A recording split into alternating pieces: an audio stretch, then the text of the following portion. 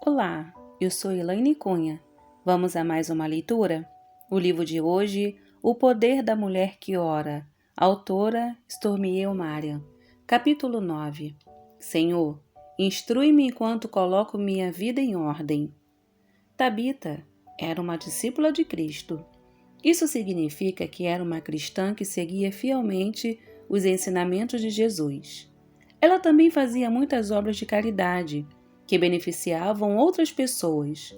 Como resultado, era extremamente querida. Algum tempo depois de Jesus ter sido crucificado e ter ressuscitado, Tabita ficou doente e morreu. Vários homens foram em busca de Pedro, um dos 12 apóstolos, para levá-lo aonde o corpo de Tabita estava sendo preparado para o sepultamento. Quando Pedro chegou à sua casa, foi para o cenáculo, onde ela havia sido colocada. Pediu às mulheres que estavam chorando sobre ela que o deixassem a sós naquele cômodo, e então ele se ajoelhou para orar. Quando Pedro terminou de orar, virou-se para o corpo da mulher que havia falecido e disse: Tabita, levanta-te. No mesmo instante, ela abriu os olhos e sentou-se. Estendendo a mão para ela, Pedro a ajudou a se levantar. Quando todas as pessoas viram que Tabita havia sido trazida de volta dos mortos, muitos creram no Senhor. Atos capítulo 9, versículo 36 ao 42. Não se sabe mais nada sobre Tabita, mas, por esse breve relato de sua vida, fica claro que ela era uma mulher que tinha suas prioridades em ordem. Ela amava o Senhor. Ele amava os outros. Ela possuía o coração de uma serva. Ela vivia de modo que agradava a Deus e abençoava as pessoas. Todas essas informações sobre ela encontram-se numa única palavra: discípula. Quando vieram as dificuldades sobre a vida de Tabita e ela foi abatida a ponto de morrer, Deus enviou um de seus fiéis discípulos para orar por ela e trazê-la de volta à vida. Será que isso teria acontecido se ela fosse cristã só de nome, vivendo à margem daquilo que Deus desejava para a vida dela? Será que isso teria acontecido se ela não amasse a Deus, não amasse os outros, não tivesse o coração de uma serva, não oferecesse de si, não obedecesse? Creio que não. A vida dela estava em ordem e Deus a abençoou por isso. Deu-lhe ainda uma segunda chance. É isso que Ele deseja fazer por nós, se o colocarmos em primeiro lugar. Prioridade número 1. Não podemos ter uma vida bem-sucedida sem que tenhamos prioridades corretas. No entanto, algumas de nós tentam fazer isso todos os dias. As prioridades corretas não são algo que você consiga identificar sozinha. É preciso que sejamos guiadas pelo Espírito Santo a fim de compreender quais devem ser. Nossas duas prioridades mais importantes vêm diretamente da Palavra de Deus. Jesus nos falou sobre elas quando disse: Amarás o Senhor teu Deus de todo o teu coração, de toda a tua alma e de todo o teu entendimento. Este é o grande e primeiro mandamento. O segundo semelhante a este é: amarás o teu próximo como a ti mesmo. Mateus capítulo 22, versículo 37 ao 39. Não há nada mais claro do que isso. Se você mantiver essas duas maiores prioridades, amar a Deus e amar o próximo, elas servirão de guia para determinar todas as outras prioridades de sua vida. Seu relacionamento com Deus deve ser sempre a prioridade número 1, acima de todas as coisas. O Senhor diz: Não terás outros deuses diante de mim. Êxodo capítulo 20, versículo 3. E ele fala sério. Deus quer sua atenção exclusiva. Quando você buscá-lo antes de tudo a cada dia e pedir-lhe que ajude a colocar sua vida em ordem, ele o fará. Sei por experiência própria, e estou certa de que você também sabe, que quando não buscamos a Deus em primeiro lugar, nossa vida foge do controle. Como resultado, nossa vida começa a nos controlar. em vez de nós a controlarmos. Deus é um Deus ordeiro. Podemos ver isso ao olhar para o universo. Nele, nada é aleatório ou acidental.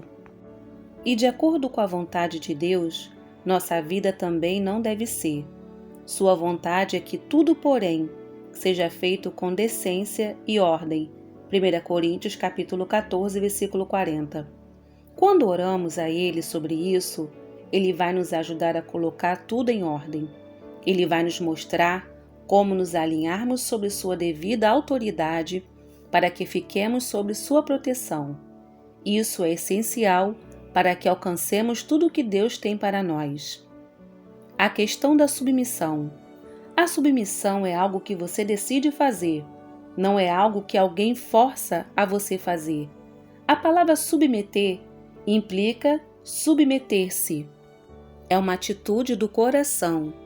Ter um coração submisso significa que você está disposto a submeter-se e alinhar-se com a vontade de Deus.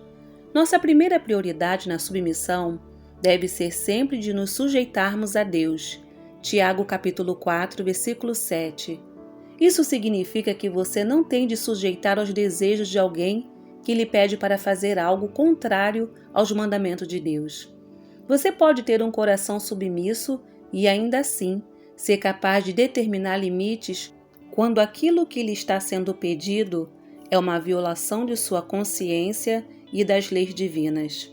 Por exemplo, se uma pessoa investida de autoridade sobre a sua vida ordenar que você faça algo errado, ou se ela lhe disser ou fizer algo que seja inadequado e incorreto aos olhos de Deus, você deve recusar-se a participar desse ato e declará-lo errado.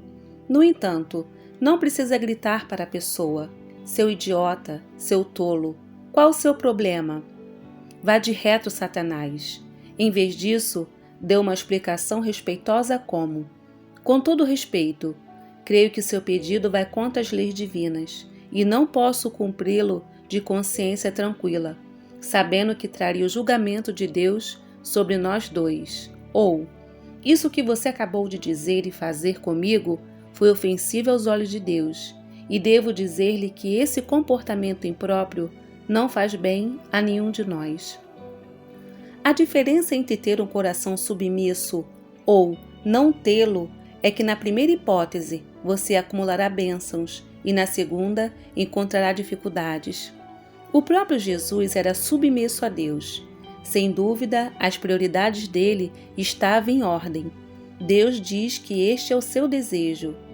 Tende em vós o mesmo sentimento que houve também em Cristo Jesus, pois ele, subsistindo em forma de Deus, não julgou como usurpação o ser igual a Deus. Antes, a si mesmo se esvaziou, assumindo a forma de servo, tornando-se em semelhança de homens, e reconhecido em figura humana, a si mesmo se humilhou, tornando-se obediente até morte e morte de cruz. Filipenses capítulo 2, versículo de 5 a 8. É isso que eu chamo de submissão. Se havia alguém que talvez não precisasse estar em perfeita submissão, esse alguém era Jesus. No entanto, a fim de realizar o propósito de Deus para a sua vida, ele foi submisso à vontade do Pai, a ponto de sofrer de maneira inconcebível e morrer. Que modelo para todos nós! Quando a confiança é traída. Muitas mulheres têm problemas com a submissão, por sua confiança ter sido traída ou no passado terem sido magoadas quando se submeteram a alguém. Ninguém quer ser capacho ou objeto de abuso de outra pessoa. Deus também não quer isso. Tampouco pede que você seja um robô sem raciocínio próprio. É por isso que você deve orar por sabedoria sobre essa questão. Trata-se de um assunto delicado e você precisa discernir o que o Senhor está lhe dizendo. Para aquelas mulheres que tiveram uma experiência terrível com a submissão, gostaria de encorajá-las. Deus não está pedindo que você seja tola, que sacrifique sua sanidade por um princípio ou sofra nas mãos de uma pessoa abusiva. Ele lhe dará sabedoria quando você pedir.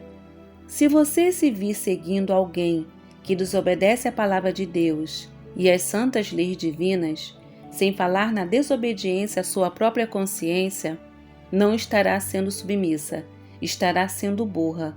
Não se deixe levar por isso. Soube de uma mulher que se sujeitou a um marido abusivo e ele acabou matando-a. Ela não possuía discernimento espiritual, pois não colocava Deus em primeiro lugar, nem o buscava para saber o que fazer. Em vez de fazer o que era preciso para encontrar ajuda, ela permaneceu naquele relacionamento de violência até que se tornasse uma tragédia. Isso não é submissão, isso é insensatez. Soube de outra mulher que não se submetia ao marido de modo algum e acabou perdendo a família e o lar. Como foi violentada sexualmente por um líder de sua igreja quando era adolescente, nem cogitava confiar em qualquer homem de forma a submeter-se a ele. É preciso que haja um equilíbrio, e ele só pode ser encontrado ao sujeitar-se primeiramente a Deus. Peça que ele ajude a discernir exatamente de que maneira e a quem você deve ser submissa. Não se submeta sem visão nem conhecimento. Saiba o que você está fazendo. Quando o desejo de seu coração é fazer o que é certo e estar dentro da ordem correta, Deus a ajudará a encontrar esse equilíbrio perfeito. O devido lugar. A Bíblia diz que devemos nos sujeitar às pessoas investidas de autoridade, designadas por Deus em nossa igreja, em nossa família, em nosso trabalho e em nosso governo, a fim de estarmos dentro da devida ordem e para que nossa vida corra bem. É preciso estarmos arraigadas numa igreja. Ela nos dá uma base de operação. Sem ela não conseguimos ir tão longe quanto Deus deseja. Cada igreja tem característica e propósitos singulares, e você não será feliz até que encontre aquela que Deus tem para você. Isso não significa que você deva ir a uma igreja diferente a cada semana até achar uma perfeita que a faça completamente feliz. Não existem igrejas assim. Afinal, elas são constituídas de pessoas imperfeitas como nós. Significa, sim, que você precisa pedir a Deus que lhe mostre onde se encontra sua família espiritual. Quando você estiver na igreja, que deve estar, vai reconhecer a voz do pastor como uma importante autoridade espiritual em sua vida. De novo, é preciso que você tenha sabedoria e direção do Senhor.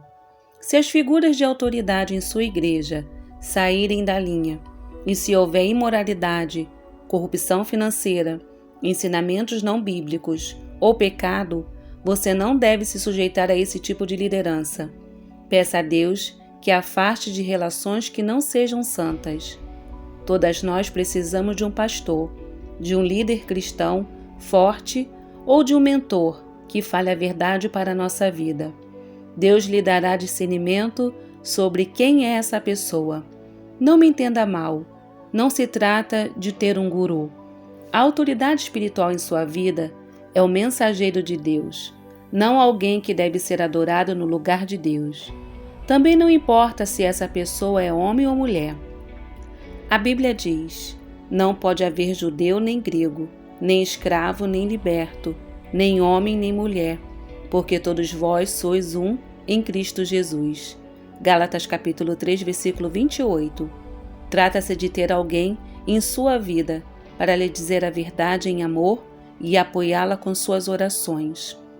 Além da submissão a Deus e a outras autoridades designadas em sua vida, você deve ter um relacionamento correto com outras pessoas, sujeitando-vos uns aos outros no temor de Cristo. Efésios capítulo 5, versículo 21. Para submeter-se a outros, é necessário amá-los como a si mesma. Essa é a chave. Quando você ama a Deus em primeiro lugar e depois ama o próximo, todas as outras prioridades de sua vida vão ocupar o devido lugar e você estará na ordem correta. Quando você pedir a Deus que lhe mostre claramente quais devem ser suas prioridades, Ele lhe mostrará. Minha oração a Deus: Senhor, Peço-te que me ajudes a pôr minha vida na devida ordem. Desejo sempre colocar-te em primeiro lugar, acima de todas as outras coisas em minha vida. Ensina-me como amar-te de todo o coração, mente e alma. Mostra-me quando não estou fazendo isso. Não quero ter nenhum outro Deus além de ti em minha vida. Mostra-me se tenho adorado algum ídolo. Meu desejo é servir a ti e a mais ninguém. Ajuda-me a viver de acordo com esse propósito. Dá-me um coração submisso. Ajuda-me a submeter-me às autoridades governantes e às pessoas certas em minha família, meu trabalho e minha igreja. Mostra-me quais devem ser as autoridades espirituais corretas em minha vida. Faze com que eu crie raízes na igreja que desejas para mim. Ajude-me a estar devidamente alinhada em todas as áreas de minha vida, sujeitando-me de boa vontade a outros quando devo fazê-lo. Mostra-me claramente a quem eu devo ser submissa e de que maneira. Dá-me discernimento e sabedoria sobre isso. Mostra-me quando não estou me submetendo às pessoas certas da maneira correta. Sei que, se minha vida não estiver dentro da ordem correta, não receberei as bênçãos que tu tens para mim. Contudo, sei também que, se eu te buscar em primeiro lugar, tudo de que preciso será acrescentado. Mateus capítulo 6, versículo 33. No dia de hoje, eu te busco em primeiro lugar e peço-te que tu me capacites para que eu coloque minha vida em perfeita ordem, que eu jamais venha sair da cobertura de proteção espiritual que tu colocaste em minha vida. As promessas de Deus para mim. Buscai, pois, em primeiro lugar o seu reino e a sua justiça, e todas estas coisas vos serão acrescentadas. Mateus capítulo 6, versículo 33. Quem acha a sua vida, perdê-la-á. Quem todavia perde a vida por minha causa, achá-la-á.